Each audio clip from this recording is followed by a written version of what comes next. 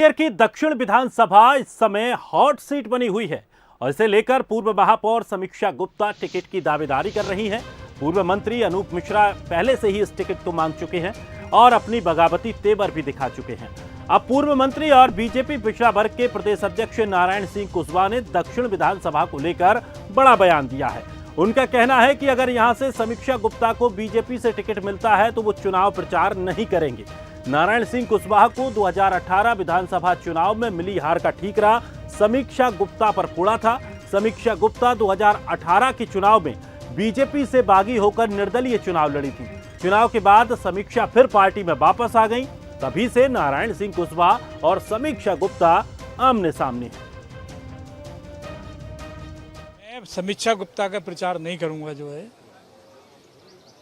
Party के वरिष्ठ लोगों से अनुरोध करके मैं किसी दूसरे जिले में या अन्य विधानसभा में जाकर के मैं यहाँ से ज़्यादा काम वहाँ करूँगा। जो मैंने 4 चुनाव लड़े हैं, उन्होंने किसी तरीके की पार्टी की मदद प्रचार करने का काम मैं जब चुनाव लड़ा हूँ 2003 से आज तक नहीं किया। जो और जगह किया होगा कहीं भी, पर इस विधानसभा में काम नहीं किया।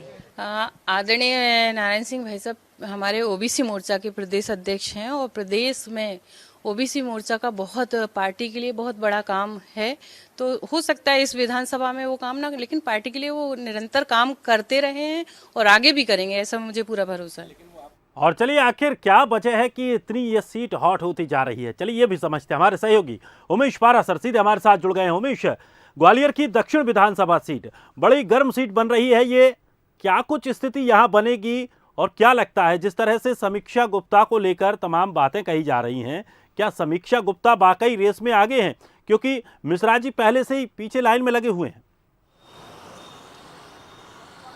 देखिए दिनेश, आपने सही कहा कि ये दक्षिण विधानसभा है लगातार अब हॉट सीट बनती जा रही है और इसकी वजह यही है कि जो बड़े नेता है वो यहाँ से दावेदारी दिखा रहे हैं। चाहे अनूप मिश्रा की बात की जाए या नारायण कुशवाहा की बात की जाए या समीक्षा गुप्ता की बात की जाए, और इससे भी लगभग 10 ऐसे दावेदार हैं वो लगातार बीजेपी से दक्षिण विधानसभा से अपना दावा कर रहे हैं, टिकट मांग रहे हैं।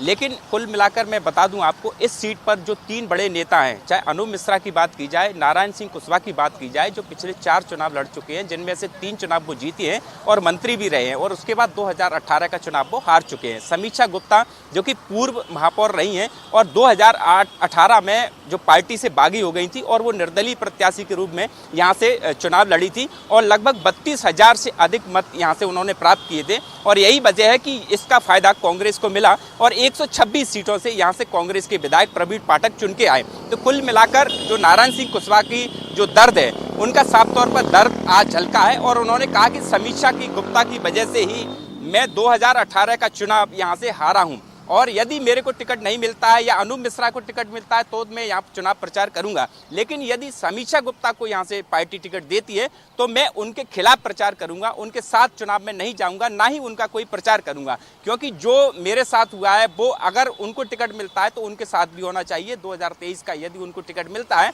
तो निश्चित तौर पर ही मैं विरोध करूंगा या मैं पार्टी से कह दूंगा कि मुझे किसी और जगह ड्यूटी का निर्वहन करें। तो कुल मिलाकर ये जो बयानबाजी का दौर है 2023 से पहले अब शुरू हो चुका है। लेकिन हालांकि समीक्षा गुप्ता का कहना है कि बड़े लीडर हैं और वो कद्दावर नेता है, अगर उन्होंने इस तरह का बयान दिया है तो उनका ये व्यक्तिगत बयान हो सकता है। हालांकि हमसे कोई नाराजगी नहीं है, लेकिन मैं आपको बता दूं जिस तरह से जो समीक्षा गुप्ता के तेवर कड़े तेवर हैं वो भी इस सीट पर देखने को मिल रहे हैं, लगातार दावेदारी कर रहे हैं। और दावेदारी इसलिए भी जायज है क्योंकि जो ये पूर्व में महापौर भी रह चुकी हैं और लगभग 2018 में जब ये चुनाव लड़ी थी तो 33,000 से अधिक मत इनको मिले थे। कहीं ना कहीं जनता इनके कामों से खुश है और यही वजह है कि अब जो नारायण सिंह कुशवाहा है वो इस तरह के बयान दे रहे हैं। लेकिन बयानबाजी अपनी तरफ है भी होगा, लेकिन बीजेपी के लिए ये भी बड़ा मुश्किल होगा कि किसी एक के लिए और 2 जो कद्दावर हैं उनको दरकिनार भी नहीं किया जा सकता। लेकिन सामंजस्य किस तरह से बैठता है ये देखना बड़ा दिलचस्प होगा। फिलहाल शुक्रिया हमारे साथ जुड़ने के लिए।